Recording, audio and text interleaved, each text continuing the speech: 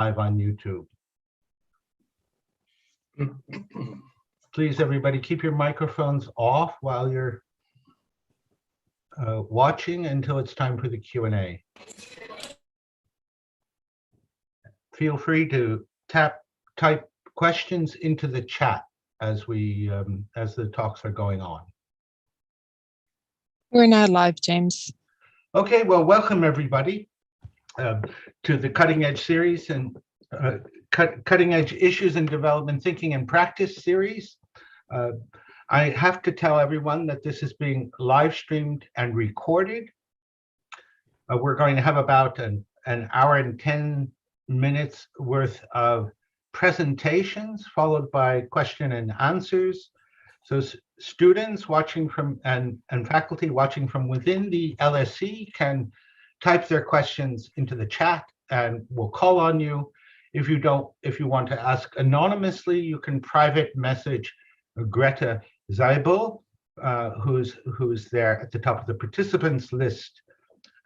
Watchers on YouTube can use the chat function there to send us questions and we'll read them out. So it really gives me great pleasure to welcome Gabrielle Palma back to the LSE, if only virtually for the moment. Gabrielle used to be a regular speaker at this Friday afternoon visiting series, and students along the years have learned a great deal from him. Gabrielle is a Chilean economist. He has taught at the Faculty of Economics at the University of Cambridge since 1981, a long and illustrious career. And Gabrielle is one of the few people I know who has 2 PhDs for his sins. And I gather that was probably linked to the life of an exile, waiting to go home and thinking, well, just study one more. He has a DPhil in economics from Oxford University. Gabrielle, I'm not sure. I think you might have worked with my former supervisor, who was Keith Griffin, but maybe not. And a PhD in political science from Sussex University. He's taught econometrics and development economics at Cambridge. He has a wide range of a huge and long list of publications. Once he asked me to write a recommendation to a foundation on his behalf, and I was stunned by the length of his CV. And so I won't try to repeat all his titles here. If we're lucky, he's one of the few people I know too who has a ratio named after him called the Palma ratio. And so I'm sure he'll say something about that during the talk. And if not, you can ask him about it. But Gabrielle, really a big welcome to you back to the school. And we're lucky to have with Gabrielle a star in his own right, Branko Milanovic, who's a senior scholar at the Stone Center on Socioeconomic Inequality at the City University of New York. Students in our program are already familiar with Branko's work, his work on long-run economic change, his work on inequality, which is at the center of his endeavors these days, both studying inequality in individual countries and globally, including in pre-industrial societies. He's published articles on these topics in the Economic Journal, the Review of Economics and Statistics, and the Journal of Economic Literature. So his book, Global Inequality, A New Approach for the Age of Globalization, makes him the ideal commentator on Gabrielle's talk. So this is really a special event for us, and I welcome you both to the LSE. So Gabrielle, I turn the floor over to you, or the screen. Thanks. Thanks for the invitation and for Branko to having agreed to comment on this presentation. Needless to say, the subject we're talking today is a rather complex one and rather crucial on any, at the moment, is crucial not just for middle-income countries, which is the traditional story, but also for more advanced and also for more backward countries in the world. I'm going to share the screen to simplify and to help in the presentation. And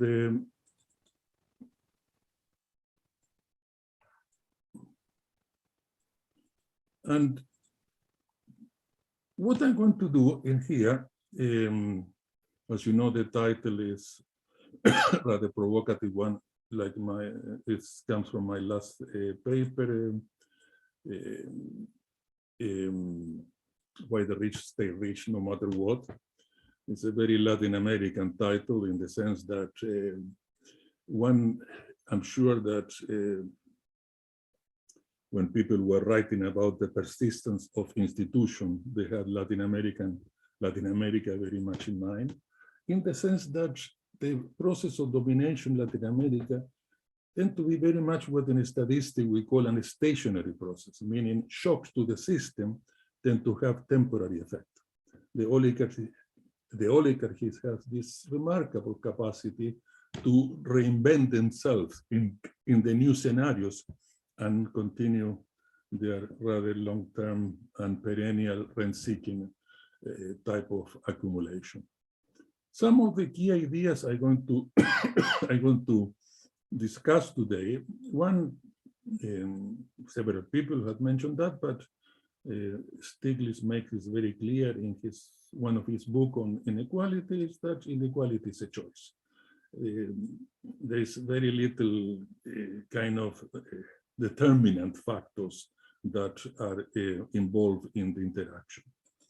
The second one that for me has been crucial for my understanding on inequality, is that there is nothing that shows better who you are, either as individual, groups, or society, than the choices that you take. So in other words, inequality is not just a choice, but if you really want to know the nature of society, it's difficult to do better than to look at the income distribution of that society. You remember Schumpeter said many years ago that if you want to have a quick look at the country, what he recommends was to look at their fiscal accounts. And he's fairly right, they are quite transparent. But I would argue that if you look at their inequality, their income distribution, it tells you even a richer story. In fact, one of my papers, I went to, as far as I call it, that every country deserves the inequality it has. And I think certainly that applies to Latin America, my part of the world. And of course, it's particularly for middle income countries, one of the many complications about why it is so difficult to do something about it, even in the part of the world like Latin America and Africa, particularly Southern Africa, is that the forces that are opposing to change are rather not just powerful, but they do have a lot of stake in it. Now, what I'm going to do here is I'm going to discuss first disposable income inequality, that is to say the inequality after taxes and transference. And later on in the presentation, I'm going to discuss market inequality, which is basically the inequality that comes out of the production processes, meaning is the one before taxes and transference. So let's start with the disposable income inequality, that also is the one that we have better data and more data available for that. And what I'm going to do is to summarize my view on disposable income inequality, trying to identify a few stylized facts that relate to this income distribution. Now, the first one, if you look at the cross-section of the countries in the world, and we take, there are several databases, Branco has one, the World Bank has another, SALT has another, and you can get one from the Luxembourg Institute. I mean, but I decided I was working with the World Bank database, and roughly I identified 130 countries which there was relatively reliable data, and also I took out the countries that has less than 1 million inhabitants to, and the final sample ended up to be 130. And let's start with the traditional index, which is the Genie. For those of you that may not be familiar with it, it's a very simple statistic which has one big advantage and one big disadvantage. The big advantage is that it gives you an overall picture of inequality within the country. It's an statistic that if you want to know how unequal or equal is country X, it will give you one number, one figure for the overall inequality. Now, the disadvantage of that is that it's difficult to see what there is inside that. What is making that country to have the inequality it has? But like every other statistic, it has almost as a norm, whatever advantage a statistic has, it will have the opposite problem when you look at it from a different perspective. Now, the Gini, if it is 0, is perfect equality. If it's 100, it's perfect inequality. So the higher the number, the higher the level of inequality. Now, I'm not saying anything very original when I say that the key characteristic about if you do a cross-section of inequality at one point in time, here I'm doing the year 2017 because of the availability of data, that there is a huge range of inequality across the world. I mean, as big as they can. It's almost difficult to imagine a range that is wider than this, with countries that have a very relatively low level of inequality, some Eastern European countries, some Nordic countries, some countries in the European Union, Korea and Taiwan are also there. There is a cluster of countries here that it has a relatively low level of inequality. At the other end, there are countries that has an unbelievable level of inequality. I really don't find another word than to call them some obscene levels of inequality. Find basically in some Latin American countries and in Southern Africa. In Africa, there is a cluster of countries at the southern end tip of Africa, which are the middle income, natural rich countries of South Africa, Namibia, and Botswana, having by far the worst level of inequality in the world. So this is not new. If we had this data looking back in previous period, as there are some databases that allows that, there's always this remarkable level of diversity. It doesn't mean that nothing is happening within that. Of course, many things are happening, but whatever is happening, the outcome, the broad outcome, is this remarkable degree of inequality. And this is something that has been a bit at the center of the analysis of inequality, particularly since the Second World War, the end of the Second World War onwards, in the sense that why there is this diversity, what is behind this diversity? And simplifying, I like to cluster different hypotheses and propositions basically on two groups or two camps. One camp, let's call it the neoclassical one, just to give you the name, with the basic idea is that behind this inequality, diversity and inequality, there is some diversity of fundamentals, meaning that somehow inequality is the deterministic outcome of things that would characterize a country as opposed to another.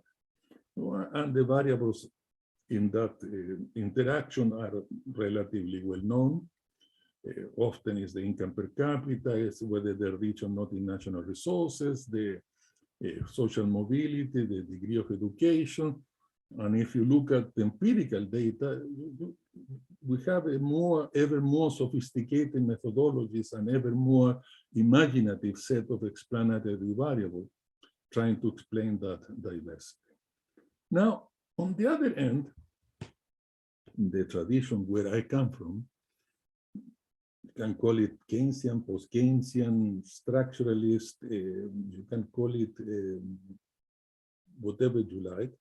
I call it the Ricardian tradition, although I'm not so sure that Ricardo would agree with that, but that basically tells me that it's not that fundamentals don't matter.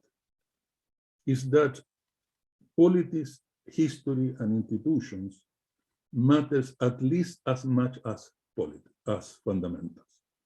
Meaning in the interaction, the political settlements that are behind this type of diversity of inequality, the issues that relate to politics, certainly to history and institutions, are as much relevant as fundamental. It's like trying to discuss South African inequality and not taking into account their apartheid past. I mean, or Latin America, all the political characteristics of the regions and so on. So history, politics, and institutions are at least as much relevant as fundamentals.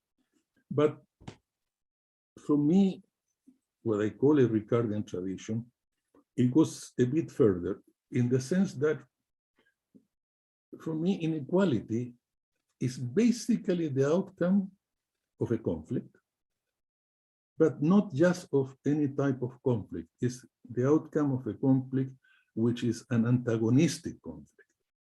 And in this antagonistic conflicts, there is a multiplicity of actors and struggles. And this obviously is different from the more traditional left-wing view that we try to identify just one type of struggle and just two types of actors, class struggle and capital and labor. What I'm talking about here is more a multiplicity of struggles and a multiplicity of actors. And in this interaction of that antagonistic conflict is it at the basis of this diversity. And one of the characteristics of, at least if you think from the perspective of conflict, one of the characteristics of the antagonistic conflict is that because they belong to the political sphere, there is not a merely or a purely logical solution. There is not a purely rational outcome. What we have is the world of multiple equilibriums. And in these multiple equilibriums are behind this quite a wide diversity of inequality with certain regional patterns. In other words, the multiple equilibriums, they have some regional components. But I don't think that one can think of the outcome of an antagonistic conflict in political sphere as something that you can think about it, what will be the optimal outcome of this conflict. Different if you come from neoclassical perspective, of course, if markets were to work and everything was fine, at the end, if each factor gets the value of its marginal productivity, the final diversity of inequality will be pretty much determined, but also will be, from their perspective, the most efficient one. From this other one, there isn't such a thing. There isn't such a thing as the quote-unquote optimal, or objectively optimal, rather than the one that, given the political settlements and that conflict will be the one that will be the outcome. And the other thing that, and this is very much why I tend to call this tradition the Ricardian one, is because if you allow unregulated markets to be behind this inequality, and particularly unregulated markets in scenarios in which you basically don't have the crucial assumptions of efficient market in a classical economy. You have unregulated market where agents are not price takers or rules takers, but they are very much price makers and rule makers. So in that kind of scenario where agents are able to distort market outcome in their own advantage, as opposed to the traditional thinking that the competitive market agents are rule takers and price takers. And obviously this is there's a bit of thing to think about that. It's a bit science fiction. And we somehow, the trend is that we have ever more this kind of remarkably powerful agents that are able to distort market in their own favor. Just to give you one number, now we have agents in financial markets that are able to administrate $10 trillion worth of financial assets. I mean, $10 trillion of financial assets administered by just one private equity group.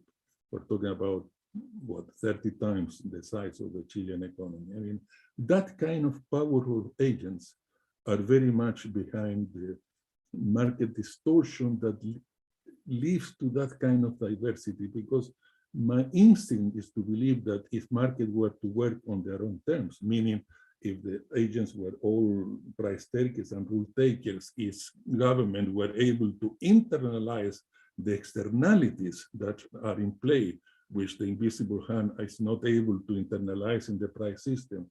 And of course, if contracts were complete and all the rest of the story, you wouldn't have a world with this sort of diversity or equality. The extreme nature of the diversity, I think, is associated very much with this issue that you have ever more agents capable of distort this market in their own favor. And the second part of my Ricardian type of thinking is that in that kind of unregulated market and in that kind of agents, what it leads is the supremacy of rents, but not just of any rent. It leads to the supremacy of unproductive rents. And therefore, there is some association between the higher the distortion leading to higher level of inequality and inefficiency in terms of economic outcomes. And I'll want to come back a bit later on about that. But as I said, the key political phenomenon I tend to identify here is this capacity of dysfunctional institution to persist. And as I said, this issue of having type of domination, which tend to be like what in a statistic we like to call stationary processes, meaning that the impact of shocks have a temporary effect. And this in Latin America cannot be more clear. I mean, in the case of Chile, in the last, half a century, we would have as many shocks as you can imagine. And somehow the oligarchy has been able to swim through them, to basically to readapt themselves and to continue their process of domination. In that sense, that oligarchies in Latin America has a much more political flexibility than what one tend to believe. And they are very able to, first, to constrain change using the kind of Buchanian type of constitutional constraint, but also they are quite able to absorb elements of opposing ideologies in order to keep theirs hegemonic. But we will come back to that as we look at some data on Latin America. So the first stylized fact is a huge diversity, massive controversy about why there is so diverse. My perspective is that it has a lot to do with market distortions and economic, leading to also economic, not just high level of inequality, but economic inefficiency.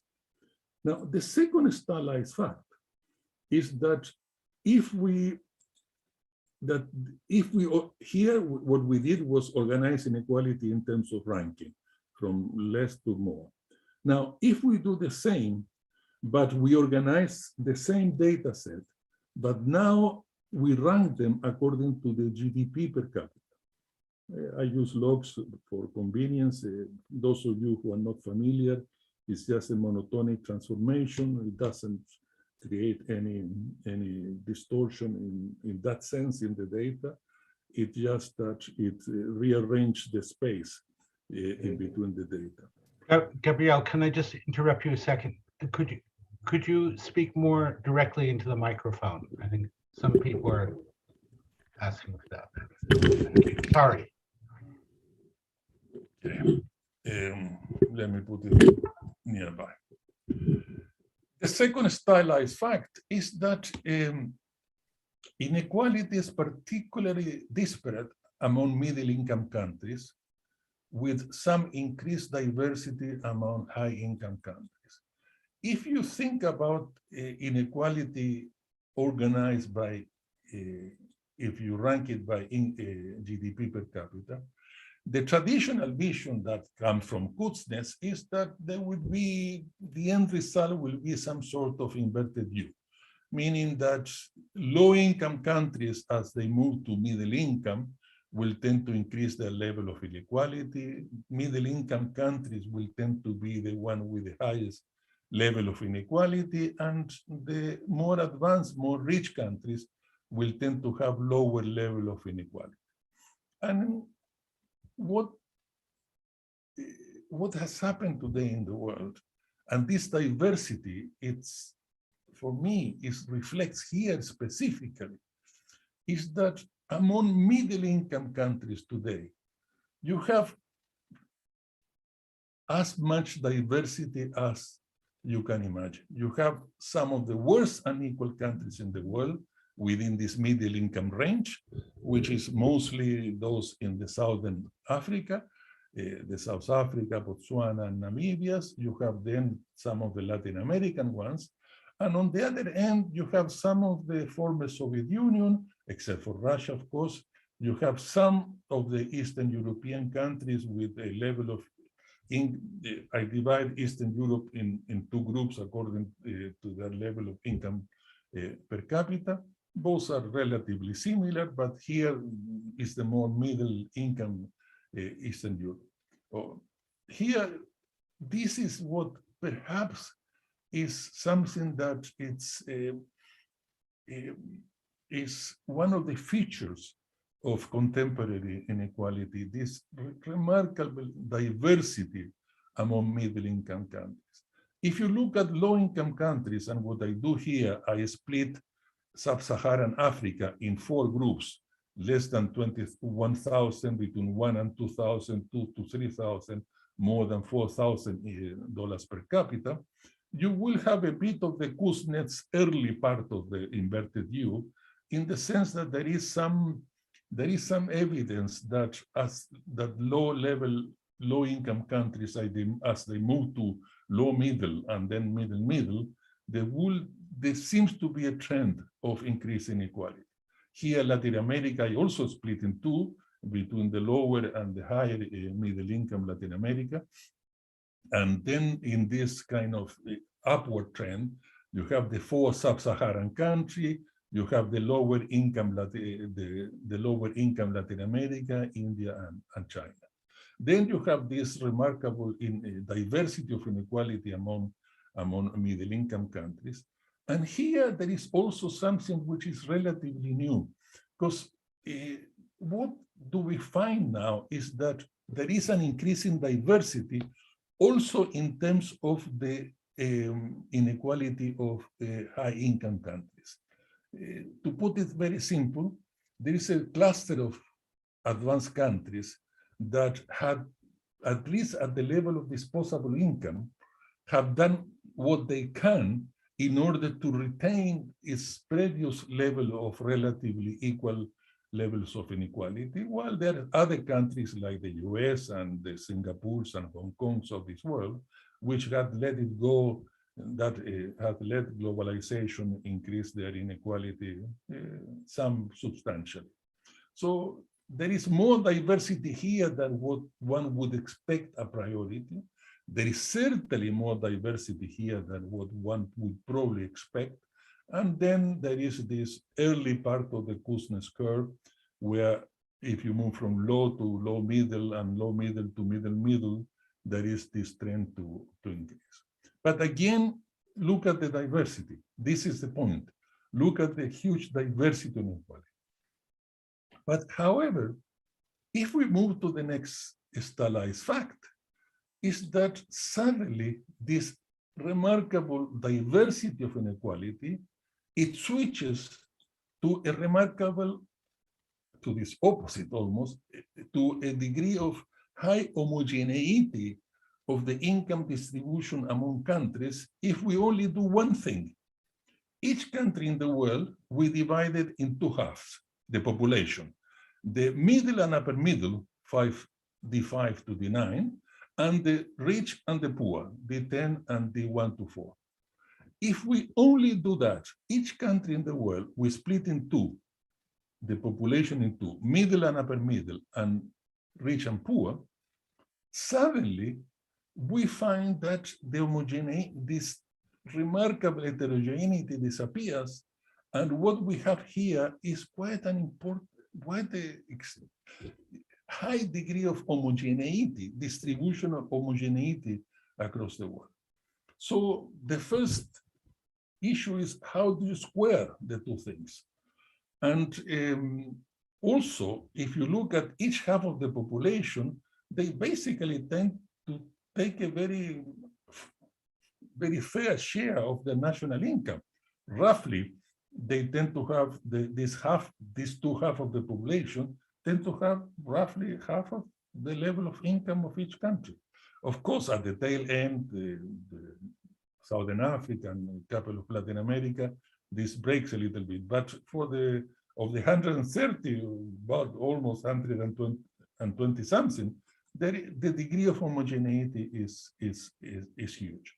Now, it follows, at least arithmetically, that in order to make this compatible to that, which it has to be because those are the same data or the same data source, what happens is the following. It has to be that the huge diversity of inequality that you see across the world is not about how the two halves of the population split the pie, because each of them gets almost everywhere across the world, roughly close to half each. The point has to be then that the diversity of inequality in the world has to be related to how each of these half distributed the half of the pie among themselves.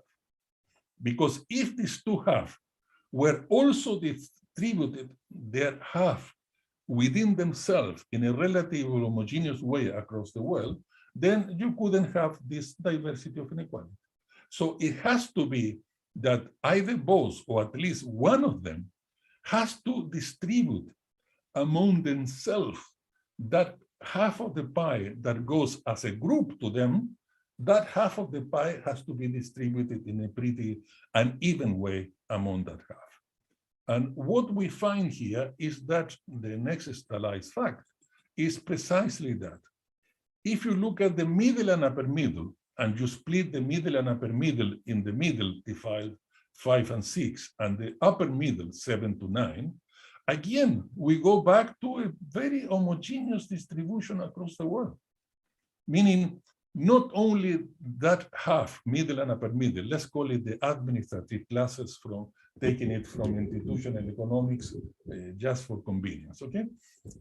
The administrative classes not only get both public and private, of course, not only get half of the pie, but that half of the pie, they split among themselves in a pretty even way. So all the play, all the inequality play in the, or not all, but most of the large part of the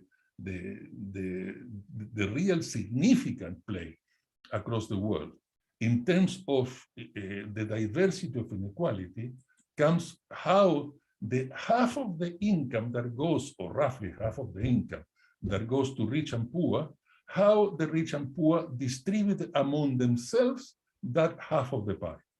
There are countries in which they split it evenly, a quarter to each, roughly. And there are even countries, not very many, but there are countries in which as a group, the bottom 40 gets even a larger proportion of that half of the pie than the top 10%. A couple of Eastern European countries and some Nordic countries. And in the splitting by half, we will see Korea, Taiwan, and other countries are there. But on the other extreme, we have countries where nearly 90% of that half goes to the top 10, and what is left to the bottom 40 is just the scrums. It's just basically almost like the bare essentials of subsistence. So this is what, if one wants to understand diversity of inequality across the world, I think this is where one should start.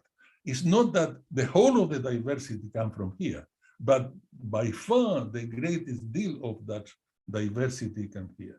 Why is it that we have this remarkable diversity in terms of how only half of the population distribute among themselves that half of the, roughly half of the national income that goes to them? And here is where comes into play what I was mentioning about the Ricardian tradition, the issue of multiple equilibrium, the antagonistic conflict. In the sphere of the politics, of course, there is no merely optimal logical outcomes, and so on. Okay? To show the same, but in a different way, look at here in this graph, what happened in the world distribution of income on the top 10%. And in the bottom 40%, how the top and bottom split among themselves the half of the pie, or roughly half of the pie that goes to them. And you can see that the geography of inequality among the top 10% is very similar to the one that we saw before regarding the Genie in the overall world. So somehow, the top 10% replicates the Genie among themselves. And this is complicated because if the Genie, what is the Genie reflecting? When you mix these homogeneous middles with heterogeneous tail, somehow you are mixing pears with apples. So somehow the Genie gets a bit complicated in that area, because really here what we find is that the top 10% replicates very much the geography of inequality of the Genie. The bottom 40% is the mirror image of the top 10, because if both sums roughly 50, and these have this geography, this will have the mirror image. But look about the middle and upper middle. The middle and upper middle, we go back to this remarkable homogeneity, even if we rank countries by income per capita, as we do here as well, as opposed to just mere ranking of inequality. So if we look at the same phenomenon from the point of view of GDP per capita, we do find again that there is a huge diversity of inequality in the top and bottom, and pretty little diversity of inequality among the middle, okay? Now, from there comes what I suggested as an index of inequality. Because, by the way, I didn't call it Palmer ratio, the literature did so don't blame me. Because what I say here is that, well, if all the play is here where the diversity of inequality is, if what you want to think about is diversity of inequality, well, let's measure inequality where there is inequality. Basically, this is an index that if what you have in mind and what you want to try to analyze is diversity of inequality across the world, well, then why don't you do a very simple exercise, which is to see what is the share of national income of the top 10 and what is the share of national income of the bottom 40. So my index is a very simple ratio, which is look for any given country, what is the share of the pie that goes to the top 10 and what is the share of the pie that goes to the bottom 40. And of course, there are countries that we know that will be around 1, because we already saw that some countries, the share of the half of the pie that goes to the top 10 and the bottom 40 were very similar. And these are the countries where the Palmer ratio then will be around 1. Then there is an increase, surely an increase in inequality across the world, but in these 130 countries which I'm working, what is interesting is that in the first 108, 110, you find a relatively linear increase in inequality across the world. Meaning, surely countries are getting more unequal if you rank them. There is a difference as you go from the less unequal to the more unequal. But here there is a relatively linear deterioration of inequality, which means that if in the last bit of the last 20 or so countries in the sample, the same speed of deterioration were to continue, the more unequal country in the world will have a Palmer ratio of 3 or 3.5. But instead, they have one which is twice as much. South Africa is 7. So somehow, in a group of countries which is not more than 20 or so, there is suddenly the speed of deterioration as you rank countries increases, certainly not linear anymore. This is a sort of geometric explosion. So the real diversity of inequality is located in a relatively small number of countries, and it is about how in that small number of countries, the top 10 and bottom 40 shares in a very unequal way the half of the pie, or roughly half of the pie, to go to them. So if one is interested about the diversity of inequality, one surely should have to address this issue of why in a few countries inequality explodes. And what is there? What is the characteristic of their political settlements? What is their also they are relatively geographically clustered in the sense of Southern Africa and Latin America. So what is so special in those two regions in the world where inequality explodes in this sense? Now, following my index, at least for the first 100 or nearly 110 countries, what you find is that what leads to that linear increase in inequality is what I call here the T10 Plus. Let's look at Finland and Uruguay, countries that, of course, nobody will be surprised. They have different income distribution. One has a Genie of 27, the other one a Genie of 40, one a Palmer ratio of 1, the other one of 1.8, nearly 2, meaning the top 10 nearly gets twice as much as the bottom 40. Now, but if you look at Finland and Uruguay, the middle and upper middle gets in these two countries actually exactly the same. So all the difference that they have in terms of inequality is that in Finland, with the Palmer ratio of 1, of the half or nearly half that goes to the rich and poor, they split it in an even way. While in Uruguay, the top 10 not only gets the same share as in Finland, but they have an extra, they have an additional. They're able to capture an additional proportion of national income, in this case, 7 percentage points of national income, which come entirely from the bottom 40. If you sum 7 plus 16, you go back to the 23.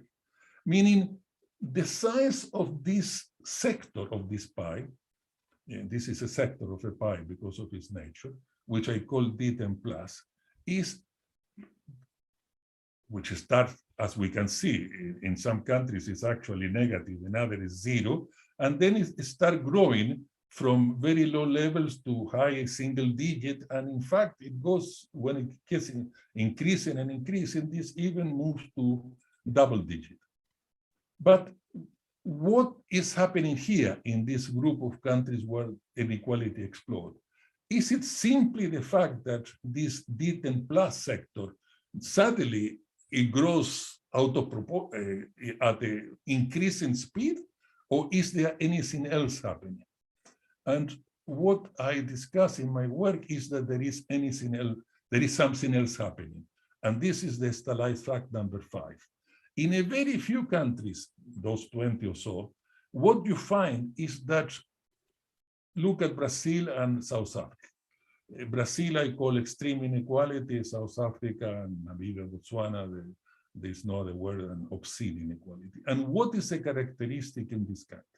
Not only the T10 Plus grows very to a much larger level. I mean, 14 percentage point of national income in Brazil, in fact, 18 percentage point in South Africa, meaning the bottom 40. It's quite unbelievable.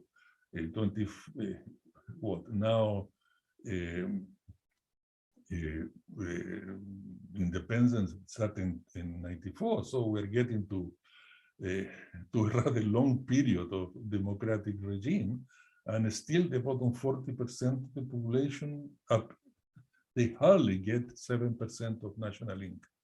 But there is something else going on, and it's what I call T10 plus plus, also to differentiate it to T10 plus.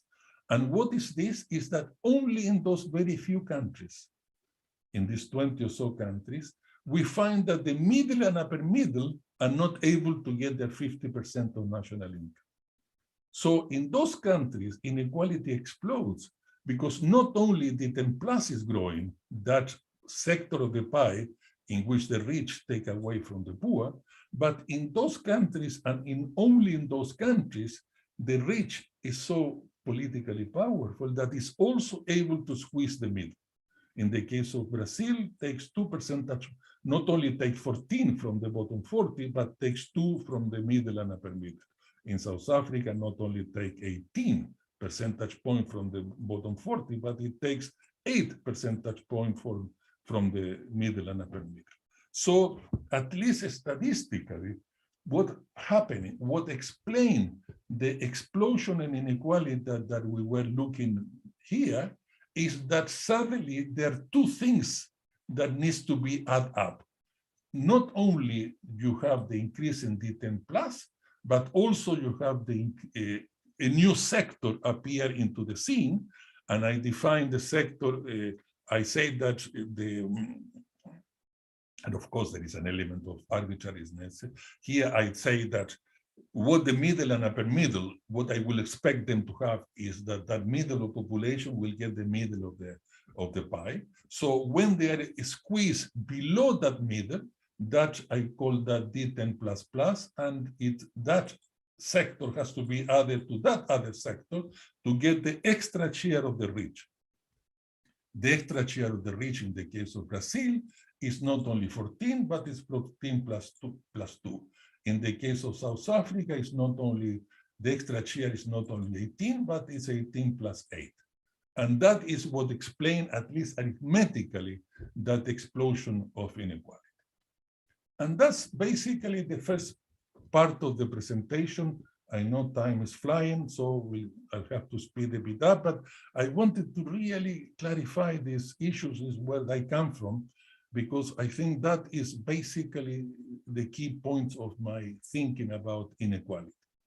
Now, if we move now to market inequality, meaning inequality before taxes and transfer, and this is inequality that emerged from the market, that emerged from the economic activities. And here, let's look at, to explain what I'm talking about, let's again compare in disposable income still in disposable income. Let's compare Germany with Chile. Now, nobody will be surprised again that Germany is less unequal than Chile. Germany's Gini is 32, Chile is 48. The Palma ratio of Germany is 1.2, meaning the top 10 gets only a little bit more than the bottom 40. In Chile is 2.8, meaning that the top 10 gets a huge T10 Plus here, plus also like in Brazil, gets a little bit of T10 Plus, a little bit from the middle.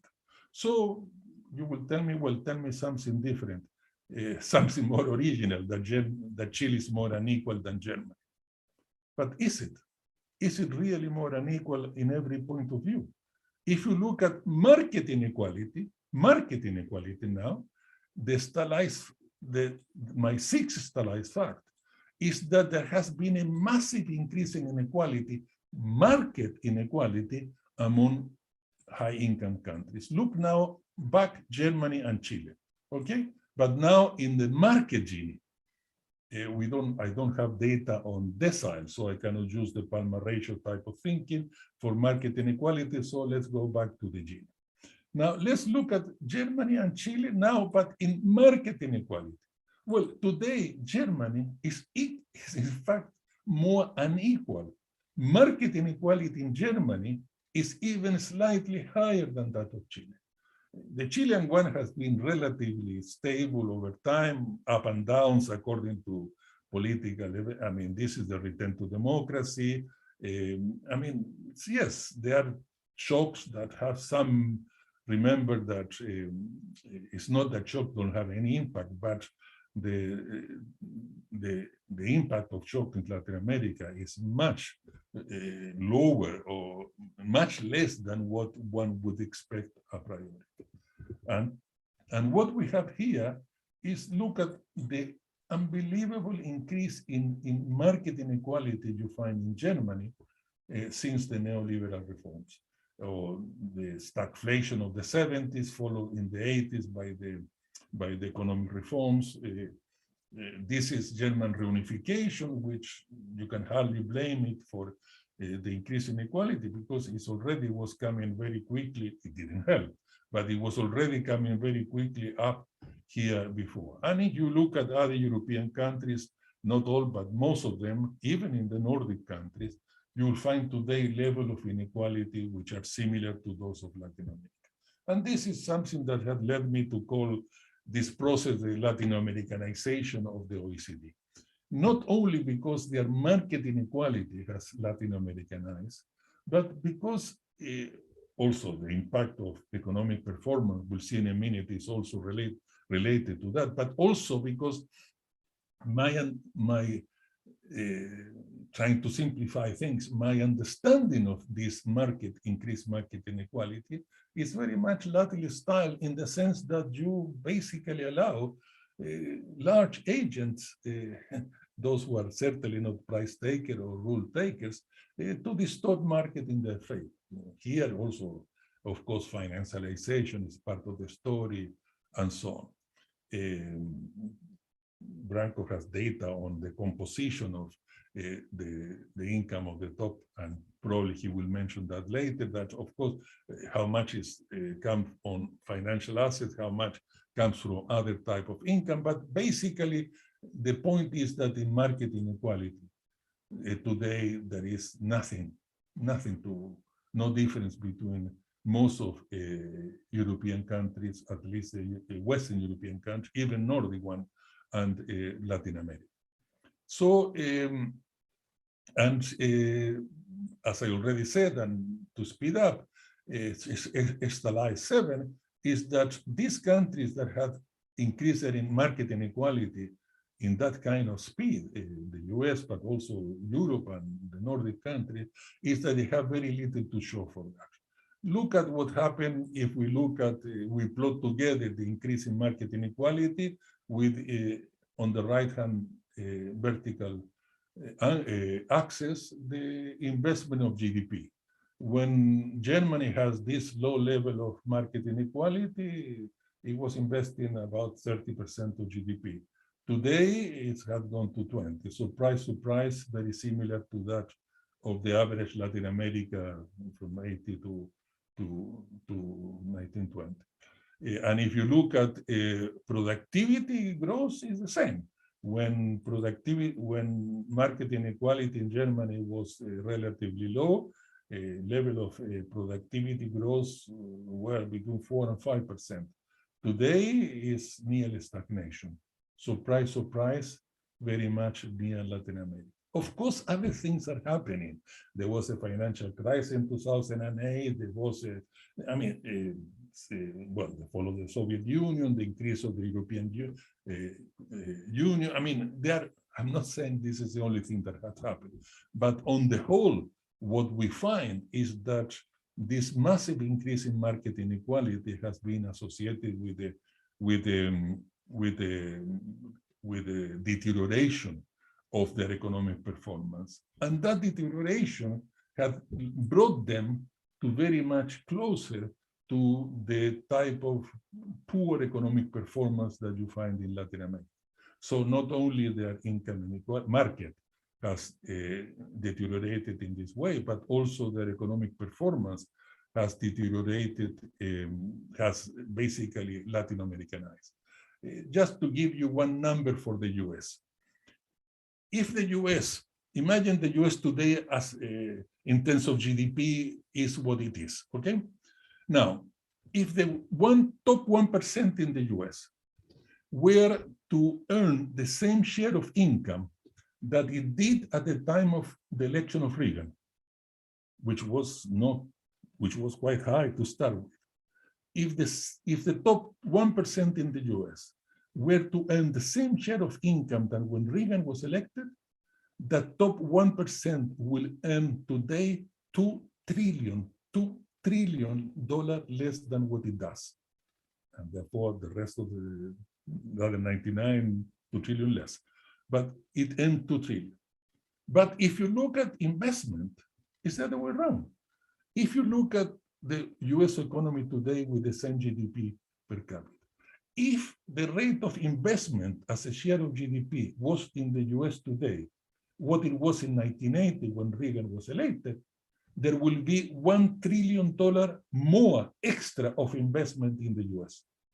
So that is the key combination of what my understanding of inequality increasing because of market distortion, basically because you have this massive, these huge agents able to distort market on their favor, is that you have the combination of the top 1% increasing their share of income, increasing their share of income so that in dollar terms, they earn $2 trillion more than they would if the same share they would have today was that of Reagan, but at the same time, the level of investment in the US is $1 trillion less than what it would be had the same share of investment in GDP today be that of Reagan. And I finish here, James, don't panic. The last stylized fact I want to mention, remember we started late also, so I haven't got to my hour, so don't look accusingly there.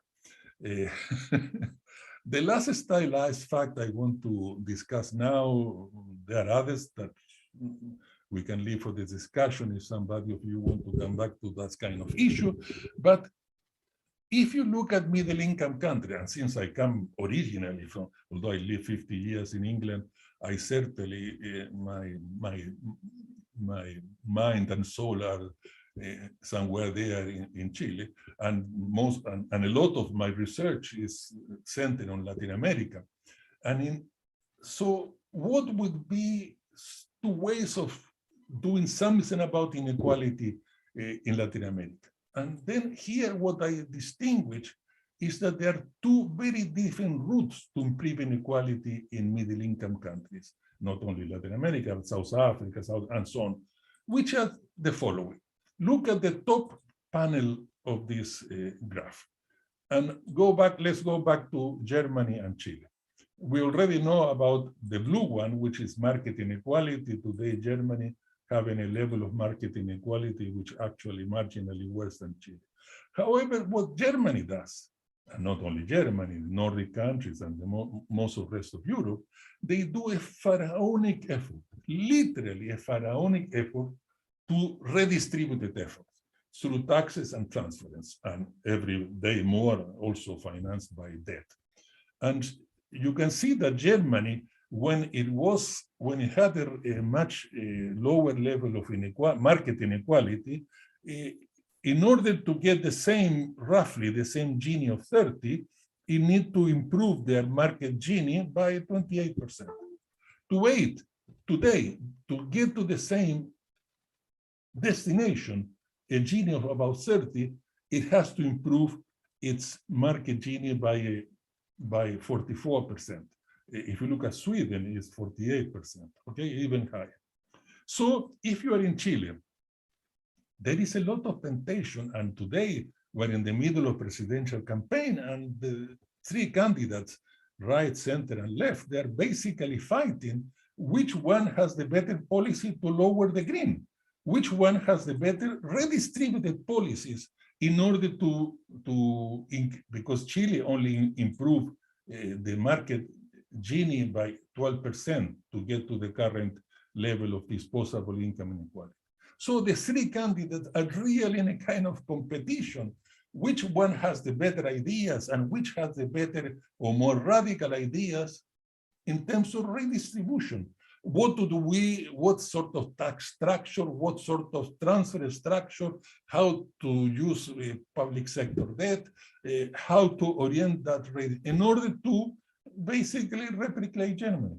So clearly the ideology, which is very much at the dominant in the case of Latin America, and certainly in the case of Chile, but in the case of Latin America, and if you go to South Africa, it's no different, is this sort of what I call the new European social democracy type of thinking, is that just let's leave the market inequality bit alone. I mean, let's not meddle with that. Those big agents are actually really powerful. They actually had a lot of mobility because obviously that is one of the key characteristics of the new regulation that they themselves have built, how to be so mobile that you can really, I mean, one thing is to want to make a tax for the rich. Another thing is to be able to capture the income or the wealth of the rich, okay? So basically the implicit assumption is, why don't we let markets on their own and let's put a real effort on redistribution? Yes, that is a way forward, except that Germany, if you include public sector education and health, as well as redistributive policies, Germany today spends 25% of GDP, 25% of GDP in order to do this redistributive policy, something that obviously is shocking the rest of the economy. Obviously, no surprise that the level of public sector investment has collapsed in the way it has and so on. In other words, this is a way forward, but is it really sustainable? I mean, the whole of European Union, or Western Europe at least, all debts are today above 100% of GDP. I mean, how further you can go and on? First, the cost of these redistributive policies, 25% of GDP is really significant. And the second, the problem that it creates are also complicated because also since the rich and particularly the large corporations don't pay much of their taxes, you have to overtax the middle for sure. And then you have to finance the rest with debt. But there is another route. And that is, at least in the political debate, is pretty much absent, certainly in the middle countries, in the middle income countries they know, which is, I call the Korean route. Compare Brazil with Korea. Brazil is a country in Latin America that does the largest effort, distributed effort, which reduces its Gini, market Gini, by 14%. But look at Korea. Korea does even less redistributed effort than in Latin America. It only improves its market inequality by 9%. Why? because it doesn't have to. The market inequality already comes out of the market activities at a level almost the one that they want to end up. Because if you see Germany and Korea, they both have the same destination. They both end up in a Gini roughly 30. But in order to get to that 30, Germany has to spend a quarter of GDP, has to improve its market inequality nearly by half, while Korea, well, it hardly has to do any redistributive effort in order to get there 30. So not surprisingly, Korea has a much lower level of taxation than Germany, and even then it has the luxury of having twice higher level of public sector investment, and it doesn't have the cost of having to use a quarter of GDP in order to undo something which is, from my perspective, artificially created. So the key characteristic of the what's called the new social democratic political settlement in Europe is that you have an artificially created increased market inequality, and then you have to do this pharaonic redistributed effort. So you have inefficiency there, because in order to create that artificially inequality, you need to distort market, as we saw. But then if you have to spend this sort of amount of resources in order to go back to where Korea gets almost without any effort, so not surprisingly, economic performance here is a little bit better than that. But the key issue is, how does Korea, and Taiwan is even better, how does these countries, and they're not the only country in the world, how do they get in the market in order to have such low level of market inequality? And that part of the presentation, obviously I don't have time to go because it's already 10 past. So I leave that for discussion if anybody wants to come back. But basically, if you are a highly unequal country, remember that you have two choices. You can follow the German route, or you can follow the Korean route, or a mixture of the two, obviously. But if you lived in Latin America, you will be forgiven to believe that there is only one way to get to a Gini of 30, and the only way is that of the European social democracy, which is spending an absolute pharaonic amount and making a pharaonic effort in terms of redistributed policy. Thank you, James. Thank you, Gabriel. As usual, fascinating, demystifying inequality for us. We had Ha-Jun here last week talking about accelerated inequality in South Korea, and maybe we can come back to this in the it's shown there, but it's pretty. I mean, yes, it's there. But you put it, Germany is, you put it okay. You put it in a relative sense. So I'm sure some of the students are going to ask questions about that. But now, rather than me speaking, Branko, please come in. If Gabrielle, you could stop sharing your screen. Sorry. That's fine. Branko, yes. The screen is yours. James, how many minutes do I have? Roughly 10, if that's okay. So we have time for Q&A. And you'll come back in the Q&A too. Right. No, I'm fine, actually. I enjoyed very much Gabriel's presentation. It was very clear, very logical. Sort of everything has been very well explained. Now, let me make several points. I will start from the ending, the sort of a pharaonic attempts to reduce market inequality to a low disposable income inequality. Of course, that fact is known. You know, it has been known for a while. You know, Korea, Taiwan, and even Japan have much lower market income inequality than Japan is questionable, but the other two definitely have lower market income inequality than many West European countries, including the Nordics, which actually have, as actually Gabriel mentioned, have had a very substantial increase in inequality. People still speak of Sweden as a land of equality, but it's no longer the case. I would totally agree with that. This is just purely facts, you know. I would say, however, that the picture that Gabriel showed is slightly exaggerated to the extent that the difference between market and disposable includes pensions. If you take pensions out, which you can actually treat as deferred wages. Not really. I'm sorry?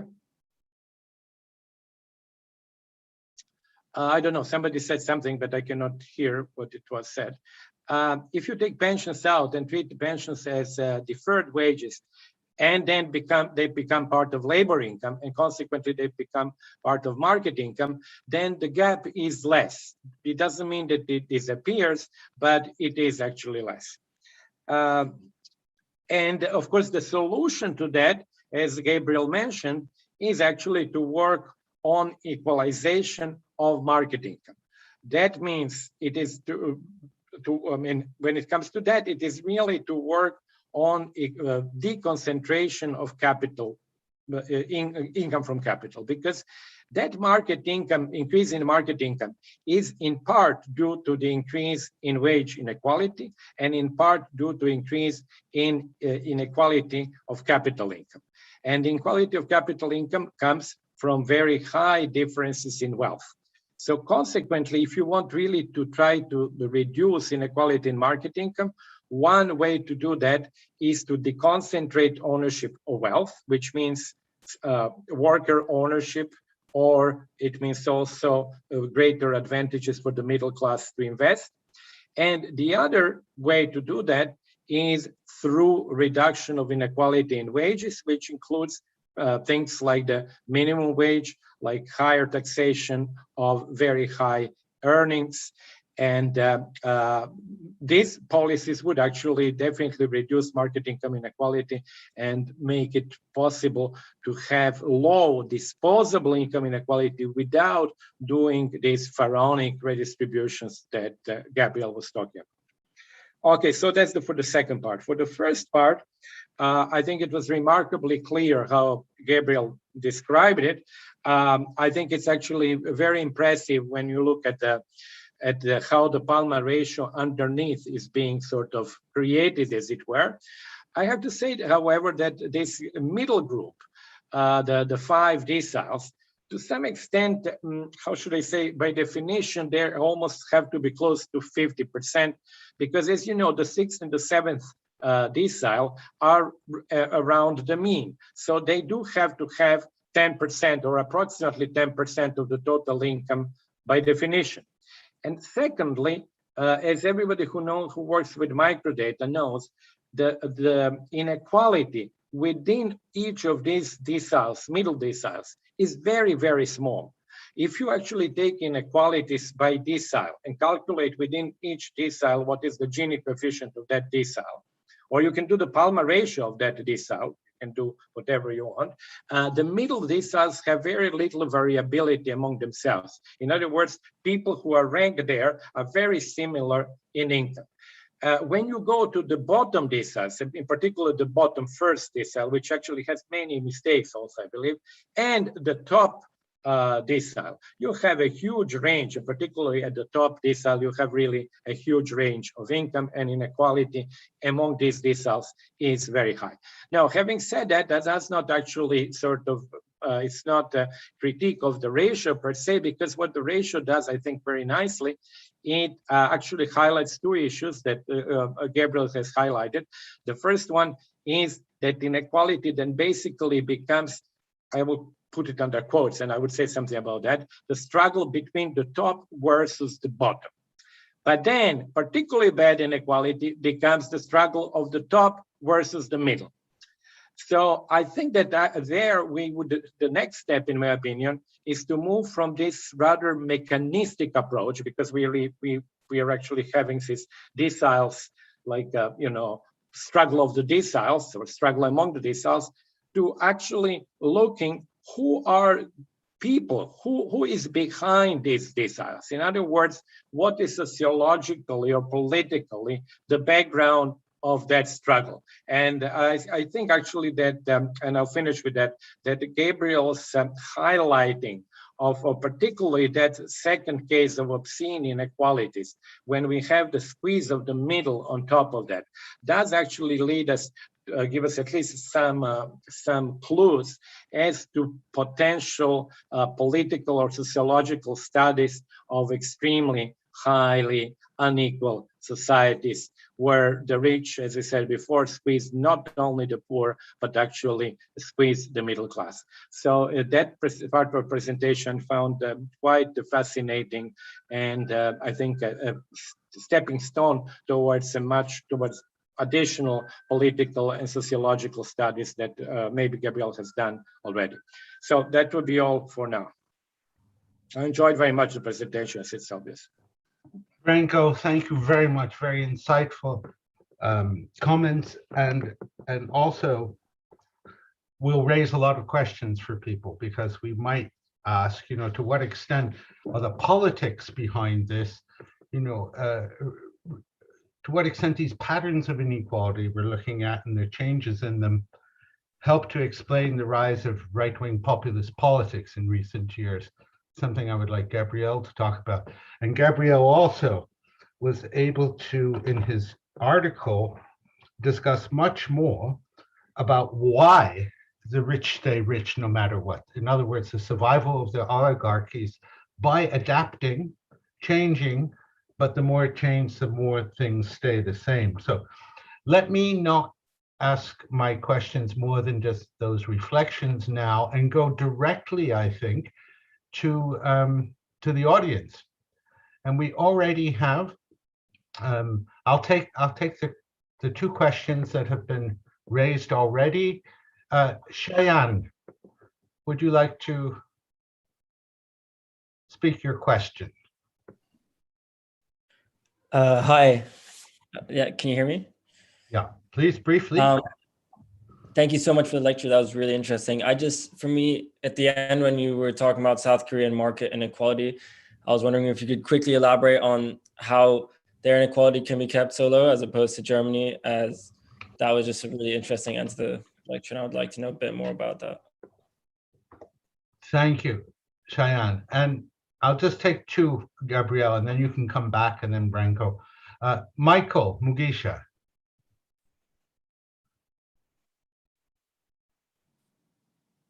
Thank you very much. My question really relates to the lecture I had last week, where Professor Chang clearly indicated that income inequality was a matter of concern in Korea, and yet from what we see from your observation, this is not really an issue. So I wanted to know what your thoughts are on this. Sorry, could you repeat that? I missed that. No, last week we heard from Ha-Jung Chang, Professor Ha-Jung Chang, that income inequality in South Korea was sort of becoming an issue of concern.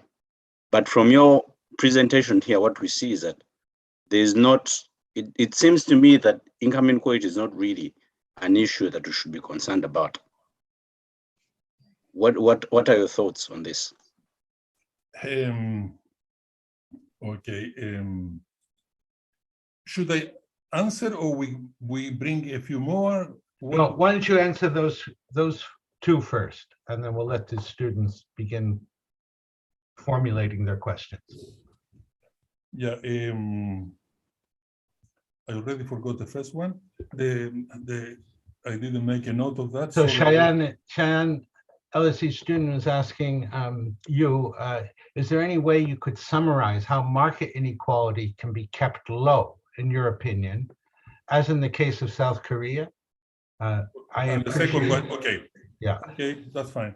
No, it's that I was thinking about one point that made Branko. Let me very quickly mention about that, which is, yeah, of course, I mean, I couldn't agree more with him that we have to obviously now get inside these deciles and so on. For example, in the case of South Africa, and in fact, I have even written about this, it's what for me is really surprising is not only how D10 has the size it has in South Africa, but even if you look at decile 5 and 9, here the share of decile 9 is again the highest in the world, meaning not only D10, of South Africa is the highest in the world, but also D9, the one that comes immediately after, is also the highest in the world, which also means that the 5 to the 8, you can imagine how low it is. And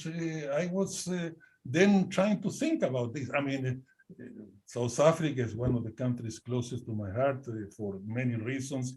I've been a visitor there, except for the pandemic. I've been a visitor there for every year since the return to democracy. And I was trying to think about that, and somehow the explanation ended up to be relatively simple. What happened is that in South Africa during apartheid, the public sector was basically the employment agency of the white population. So the public sector, and especially the African part of the white population. So D9 was entirely populated by whites, often those who couldn't make their living on the private sector, so there was not as much efficiency as one would have imagined there. But also, what happened with the beginning of democracy is that the Black contingencies that move into the top echelons of the public sector, they said, well, I'm going to have the same salary that this white bureaucrat had before. I mean, why on earth I'm going to accept having a lower salary than the person who was doing this job before me was having, simply because he was white and I am Black. So basically what we have is that the top challenge of today's South African public sector people, because of this history of the public sector being the employment agency of the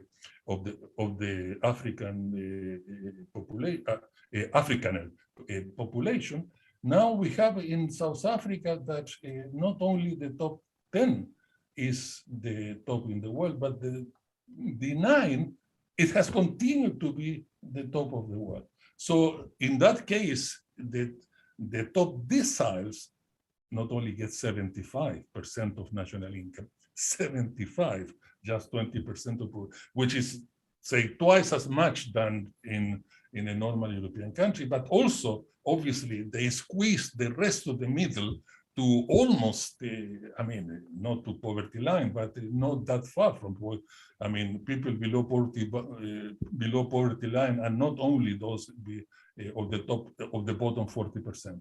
So obviously, one gets to get into the, as Branko suggested, one has to get into the behind these barriers, and the stories that often comes out of there are really kind of remarkable.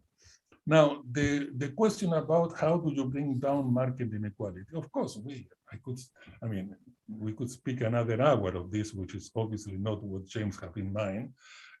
I just want to show one thing that in another presentation I was actually making yesterday. Somebody asked that issue, and is one thing that for me, a lot of my Latin American study work is trying to understand Latin America, think a bit from the East Asian perspective. Basically, why East Asian countries tend to do relatively well, and in Latin America, economic performance tend to be rather low. And my last study is, because I had done a lot of work on Korea, Singapore, Taiwan, and China and India, but I had forgotten those countries that are a bit sandwiched in the middle in East Asia, in emerging Asia, between the more advanced, the Korea, Taiwan, Singapore, on this well, and on the other end, the China and India. And these countries in the middle, the Vietnam, Thailand, Malaysia, and Indonesia, which are middle income. Well, Vietnam is getting there, but Malaysia has the same income per capita as Chile. So these are the middle income emerging Asia, which economically they're struggling, particularly since the '97 financial crisis. But let's not get into that story. The story I'm talking about is this.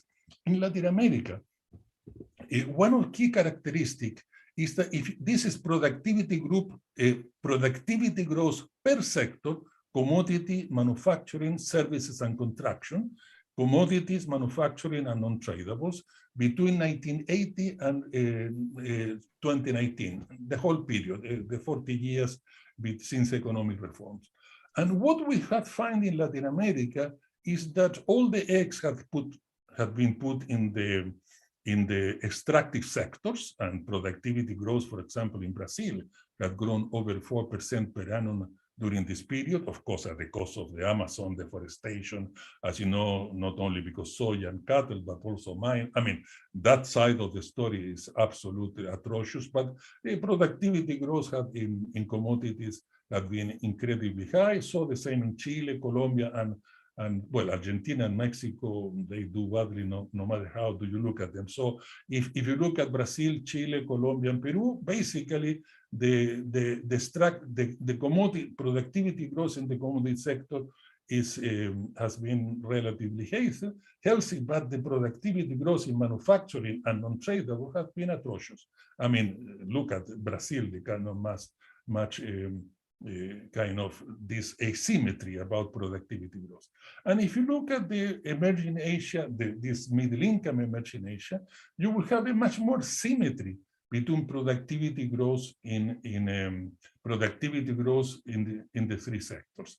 And this, for those of us like me who come from a Caldorian perspective in this, well, if manufacturing is the engine of growth, it tends to be a better engine of growth, pulling commodities and productivity growth in service and tradables. While commodities, if it is only extraction, as it is in Latin America, is not a very good engine of growth, because although it generates a lot of productivity growth in its own sector, although declining but let's not get there, but it hasn't had, Brazil will be the extreme case, hasn't had any capacity to pull the other one. So you will say, well, fine, so what? What has to do with the question about how do you do market inequality? But imagine if you talk about the issue that Branko was talking about, wage dispersion, about imagine the wage dispersion that you find in countries like Brazil, where in one sector you have all the productivity growth, and in other sector, which is non-tradable, you have all the employment creation. If just to show the case of Argentina, well, Argentina is never a good country to talk to, but let's not take more time.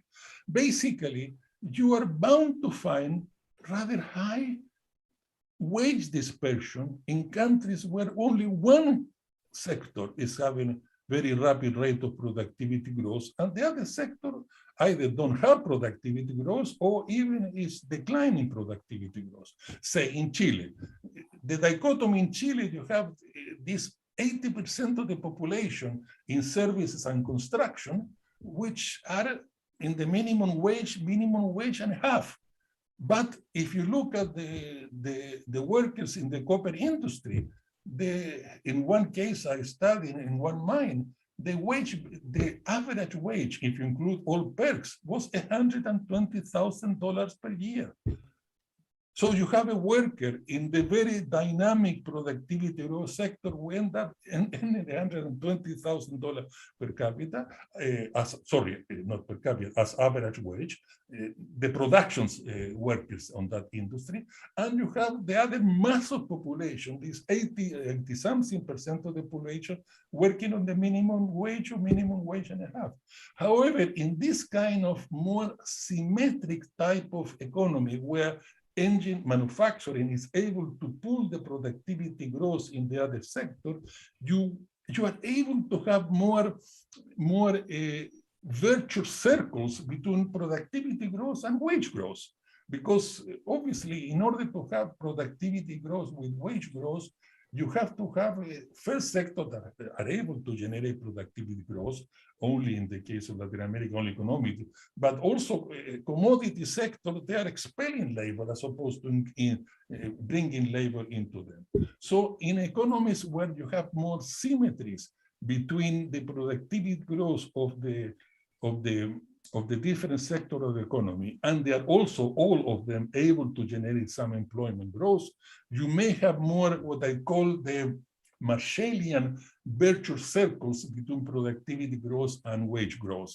And therefore, you may be able to have better market inequality than in countries where there's one sector that only does productivity growth, other sector that only does employment creation. And there you will tend to have much higher income inequality, wage inequality. Thanks, Gabriel. And very briefly, the second question, because the time is running, about Korea. Of course, we have to worry about what's happening in Korea, but obviously we have also to put it in perspective. I mean, yes, I mean, what's happening in Korea is something that there is some increase in inequality, particularly since the East Asian financial crisis. But if you put it into perspective with other high-income countries, the increase in market inequality, obviously, well, we're talking about two different phenomena. It doesn't mean that the second one has not its own specificity, and it's also worth thinking about it, as Hajun does so well. But also, we have to put it into perspective. Thank you. Branko, do you want to come in here briefly? Or should I take some more questions first? Branko's had to leave, I think, James. Oh, okay. All right, we'll have to thank him afterwards. I have three people here now. Gabriel, if you want to take three questions. So the first is Francesco Fiorito. The second is Eric Mozo Navarez, and then Eleanor Catherell. Francesco, you had enough time to think about two questions, but could you just pose one, please, and briefly? Yeah, hello, can you hear me? Yeah. So Dr. Palma actually responded to my first question already, so I'll just focus on the second. And I was thinking specifically on the example of Germany. I was wondering if perhaps one part of the story about this increase in market inequality vis-a-vis income inequality could be down to labor shedding practices in the 70s and 80s, when industrial restructuring in Germany and France and Italy and continental Europe in general was financed through the introduction of severance packages, early retirement schemes, which in a way kind of shifted the weight of industrial restructuring away from the shrinking manufacturing sector and onto the public budget. Because that would kind of seem to me to explain part of this like dynamic of increasing market vis-a-vis the sort of like stable, stagnating income inequality. Thank you. Thank you, Francesco. Eric Mozo Navarez. Yeah, thanks for the amazing talk, Professor Palma. I just had a question. I was wondering if, due to the productive structure of Latin America, we can say that land concentration is an important part of market inequalities. That's my first question. And the second one, really briefly, I was wondering if we could connect the idea of the Palma radio with the Marxist idea of capital gains. In Spanish, we call it plusvalía, I guess. So I was wondering if both of those concepts could relate, and we could, like, in the destruction of wealth from the middle classes and the lower deciles. Thank you. Okay, thank you. And Eleanor. Hi, I was just wondering, you were talking at the beginning about how in spite of shocks, like the dominant groups still get to set rules on their own terms and set the prices and everything. With respect to Chile, do you think there's any hope with the 2019 protests and the new constitution and hopefully the election of Boric? Do you think that there's any chance of changing that dynamic and neoliberal policies that have been in Chile since the dictatorship, really? Okay, thank you. Gabriel, that's a lot to be getting on with. Right, the first one, I'm going to quickly share a screen again. Mm-hmm. I mean, yes, in the early 70s, in the early 80s, there was a lot of things going on in Germany. You are right about about all this kind of union government elite type of tripartite agreements in order to, if you are going to close down steel mills, well, let's better do it in a civilized way and all the rest. We still have to think about why did they actually have to close all those steel mills. I mean, the usual argument because that wages in China are so low is not very credible, because I was looking at some engineering literature on the fact, and if you take this, the steel industry, and you look at the cost of going from iron ore to a steel roll, the actual process of transforming iron ore to steel, of the total cost of doing that, only 2% is wage cost. Only 2% of the total cost from going from iron ore to steel is about labor. So yeah, maybe in China was 1%, and in Germany was 3%. But do you really think that in Germany, steel industry became uncompetitive in the international market because the 2 extra percentage points they had to pay in wages? I don't think so. I mean, here there was the beginning of this type of basically throwing in the towel. I mean, you cannot be competitive in industries like a steel mill and so on when your share of investment over GDP, it was falling from close to 30% to the Latin American 20%. If you are going to make your income this for market distortion and all the rest, you're making your investment rate to collapse, then don't blame wages in China for the collapse of your steel industry. Now, if you're going to collapse it, better do it in a reasonable, civilized way, and all the things that you mentioned. But also here, yeah, okay, imagine that had a bit to do with the 80s, but what about afterwards? I mean, this trend continue all the way until today. I mean, I hear, of course, it's oversimplification what I'm going to say, but if I had to put my finger on something, it's about letting these markets being ruled by these very large agents, which are certainly not rules takers, but rules makers, and they're certainly not price takers, but price makers, and they're able to distort the market on their own favor. And unfortunately, when that happens, it also has a lot of economic efficiency results out of that. So, I mean, think about even the financial sector. I mean, Germany was a bit of an exception in terms of financial,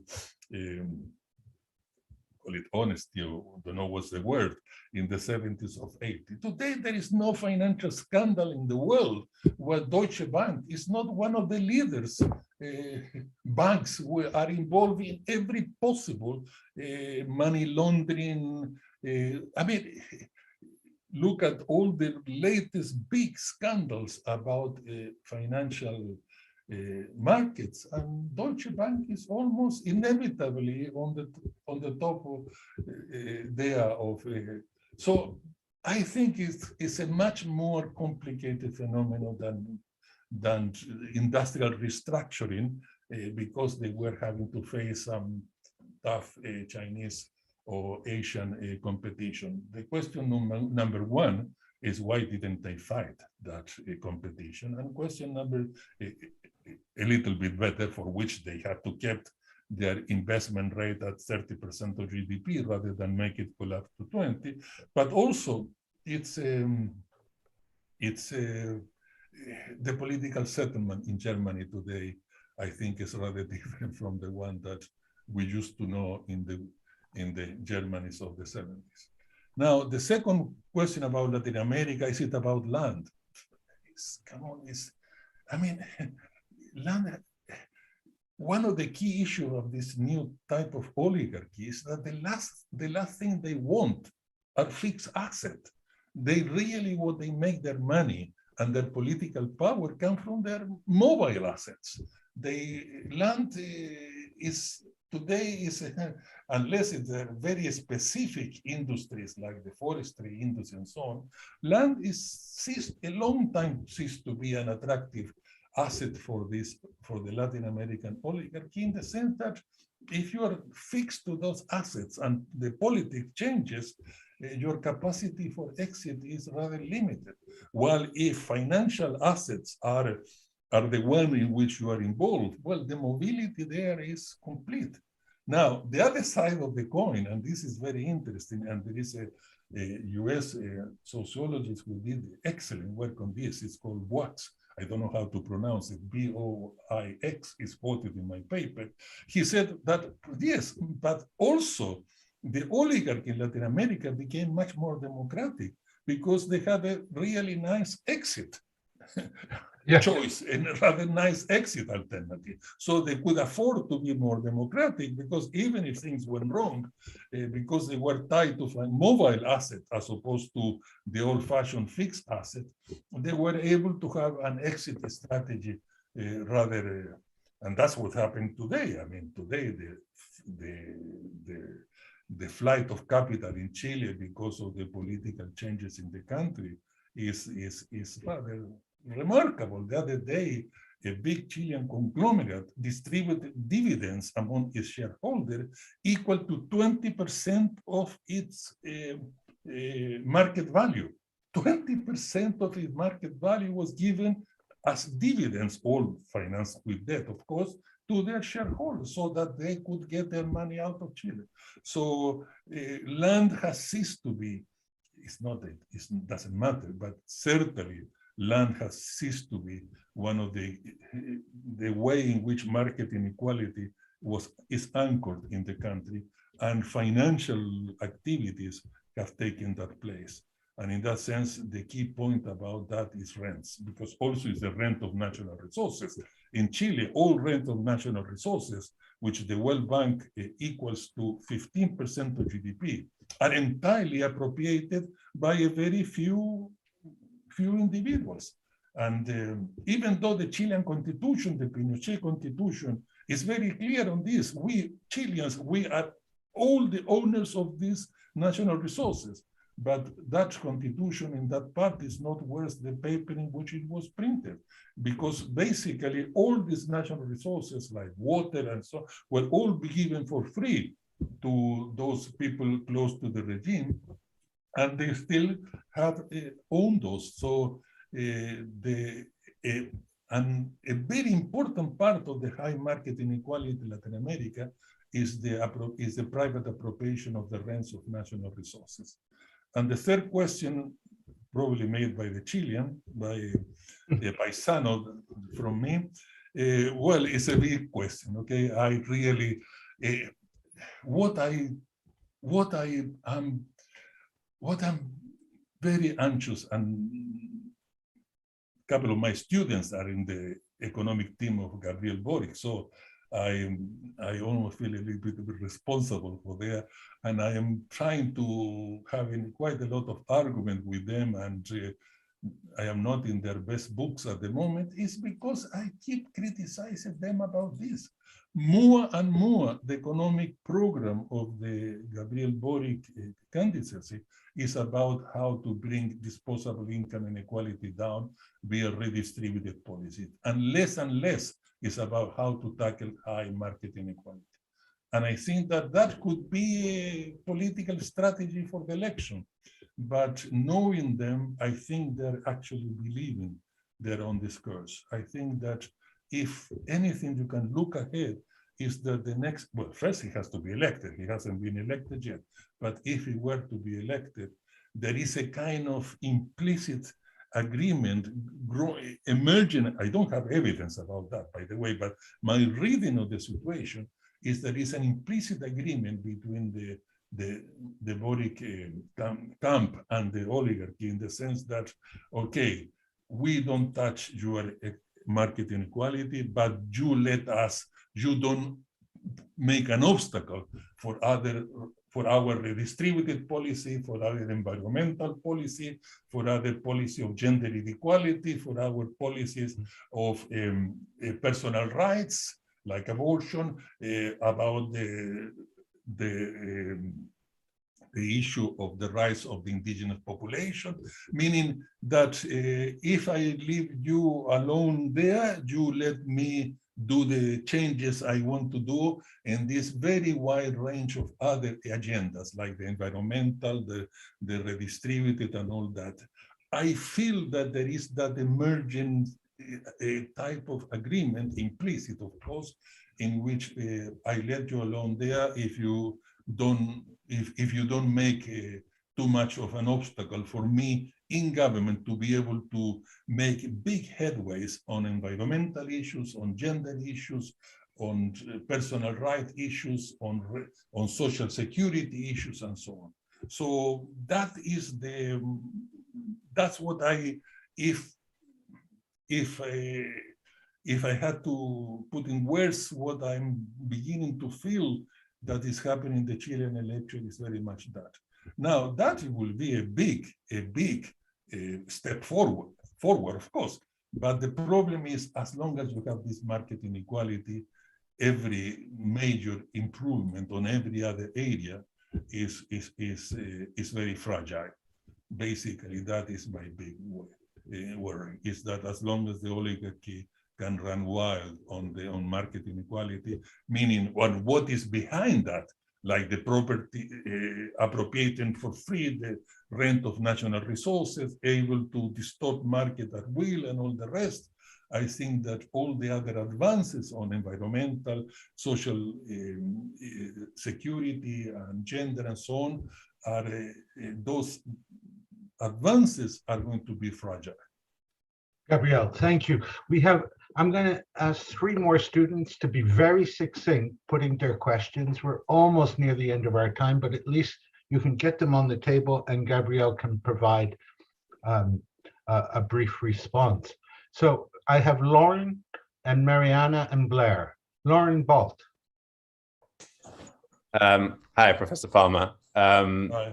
Just as a South African, obviously this is always a key issue, but in a country with very high unemployment like South Africa, does addressing the market inequality result in an outcome for total inequality, given that so many people don't earn an income through the market, they only earn an income through social protection of some kind? Right, thank you, very good. Mariana Pinzon Cachero. Hi, Professor. Thank you so much, Dr. Gabriel Parna and Dr. Pretzel. My question is regarding the COVID-19 pandemic and whether the pandemic itself and the governmental responses have had any effect on the shares that we've seen today, and whether that could lead to a long-term effect. Thank you. Thank you. Very succinct. And Blair.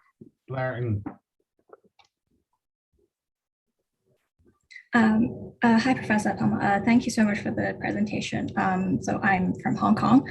So I'm just wondering if we go through the German route to narrow the gap between the market disposable income inequality gap, we'll invest a lot into social protection. But as you mentioned in the paper, social protection has recently begun to benefit the richest groups instead, for example, via bank bailouts and QE into the financial markets. So does that mean we're never going to get out of the inequality trap? Thank you. Okay, very good. Okay, three great questions, Gabrielle. It's over to you. Very, very briefly. One of the interesting things that happened in my life in South Africa was, by a long set of coincidence, I ended up having a whole morning debate with Cyril Ramaphosa when he was vice president about this issue in an audience there, about the issue about what to do about inequality and unemployment. It's a big issue that I don't want to, no matter what I say, will be a simplification. But if I compare South African labor market and Latin American labor market, one of the key characteristics is, why is it Latin America, also middle income and also national resource rich and also all the rest, we're able to generate so much employment, at least in services and construction? Why are we able to generate, in fact, in Chile, the rate of employment creation for the last 20, 30 years has been twice that of population growth, which means that we ran out of cheap labor in the early 2000s, and the country and the government had no, what they did was to open up immigration and brought 10% of the labor force through immigration in order to refill that niche of the labor market of the cheap labor. Why in South Africa that doesn't happen? Why in South Africa it's so difficult to increase employment? As you know, unemployment in South Africa has been about 20% since independence and so on. And the key issue here is that one, and I have, as I said, a lot of debate about this in South Africa, is that the only way to move towards closer to full employment in a middle-income country of this type, South Africa, Latin America, is that you have to split your thinking in terms of employment creation in two different ways. One, that part of employment creation associated to growing industry, to manufacturing, to commodity, to, I mean, the productive side of the story. But no middle-income countries, and I would argue not even advanced countries, but let's stay the middle income, is ever going to be able to go anywhere close to middle income to full employment only through that route. You have to open the other route. You have to open the route of the low productivity growth potential service activities. I mean, in Chile, I got there, I get out of the flat where I stay. It never takes more than 2-3 minutes if I need a taxi I am able to stop a taxi. The first time I went to South Africa, I was in a meeting, I had to go to another meeting, and I told somebody, said, can I give you a lift? No, don't worry, I'll go by taxi. And I went to the street waiting for a taxi, and I was there. People were laughing when I told the story. I mean, the problem of South Africa is that you have got it completely wrong on that end of the uninteresting jobs, but at least it's much better to do something silly like being a barber or a maid or a gardener or a taxi driver than, even if you work at the minimum wage, than to be unemployed. The only type of services, activities of that kind that generate employment in South Africa is security. Today in South Africa, there are more people employed in security industry than in the whole of manufacturing. But as you know better than I do, there is a lot of rigidities on that informal sector of services. I mean, if you live in Soweto, you know that there is a mafia running the transport between Soweto and Johannesburg. And if you are an individual, get into your car and try to be a taxi driver, bringing people from Soweto to Johannesburg, and you better get a decent life insurance. Meaning almost in every activity you move in South Africa, on that type of activities, you have a kind of monopoly or oligopolistic a concentration of people moving there. And you have to free the informal sector. You have to lift every possible restriction on that area. And also the inequality in South Africa is so huge that, as opposed to Latin America, which is high, but not as high in South Africa, in Latin America, the middle income groups, they have enough money to buy cheap services, provided they're very cheap.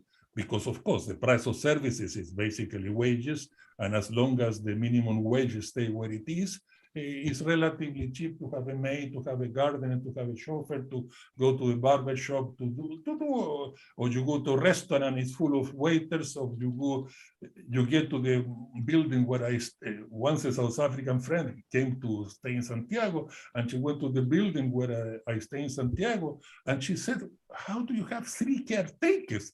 I mean, in South Africa, at worst you have 1, or at best you have 1. And here you have 3 caretakers. Of course, the point is that when you have a middle class which is still able to buy those cheap services, and those cheap services are not constrained by artificial restriction, as you have in South Africa, the service sector can generate massive amount of employment, which may not be very interesting, may not be very promising. You may enter that labor market at the minimum wage, and you may exit when you retire and still be at the minimum wage. I'm not glorifying those type of activity, but at least it's a difference between having a low wage, not very highly productive gross potential job than to be obviously unemployed. So the issue about in South Africa is unemployment is artificially created. Artificially created because inequality is so obscene that the middle class, no matter how cheap services may be, they still cannot afford them. And also, when people want to increase the supply of those type of activities, they have to face those gangs who basically control those activities. So unemployment in South Africa is very much artificially created. And I know the solution is easy to say the solution than to implement it. Gabrielle, we're almost out of time, so yeah, no, very quickly. Sorry, no, it's okay. I enjoyed. No, it's so good. I mean, to hear you. I don't want to stop anything, but these subjects are close to my heart, and I do enjoy. Yeah. Long-term effect of COVID, I think, on inequality is going to be quite serious, particularly in female, in gender inequality. As you know, female labor markets have been much more difficult to recover than the male labor markets. And also, we have gone back a lot of years in things that we had make forward advances than, and COVID, I think, is going to have a relatively unpleasant long-term consequences on inequality and particularly on gender inequality. And finally, issues of social protection. Sorry, I forgot the specificity of this question. Was about if one's going to take the route of Germany in terms of trying to reduce inequality, is there a prospect for investing in social protection? Well, obviously, inequality, if you are in South Africa, you are in Latin America, or in many other countries in the world, you have to take every route possible. Obviously, I am completely in favor of social protection. I'm completely in favor of moving in that area. What I find it really kind of ever more annoying is this kind of exclusivity, how people tend to think exclusively of that route as a way to improve inequality. That you have to, obviously, Korea, to move towards the Korean-Taiwan route, it will take time.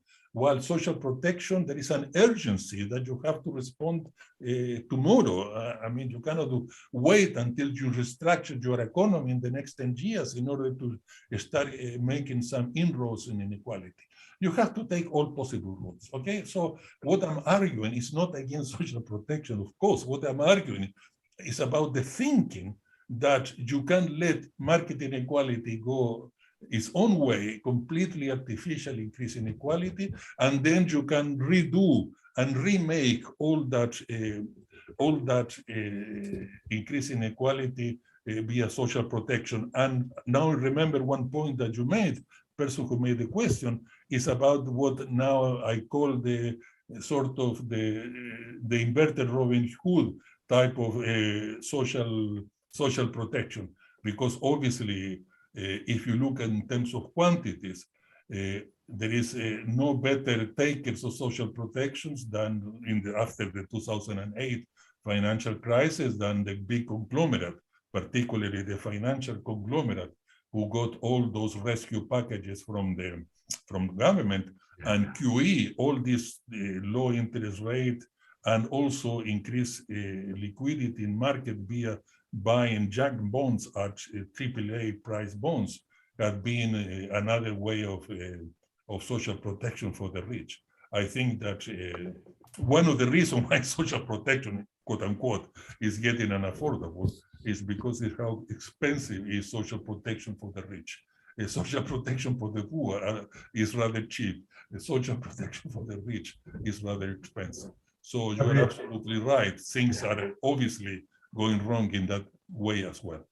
I have to, I'm so, sorry to cut this off now, because as always, you're so fascinating. And I think our students are going to, gobble up your articles. We have passed around the two that this talk was based on. And of course, there's still every year reading the Revenge of the Rentier Capitalists for Understanding Financial Crisis. So really, thanks again. And we hope we can get you back as a kind of annual performance, and maybe next time in person. Hey, I think I owe you a dinner and a drink. Thank you very much. And if you hang on a moment while the others leave, thank you very much. I'll remember that often. Okay. Thank you very much for the invitation, and it was a pleasure. Thanks.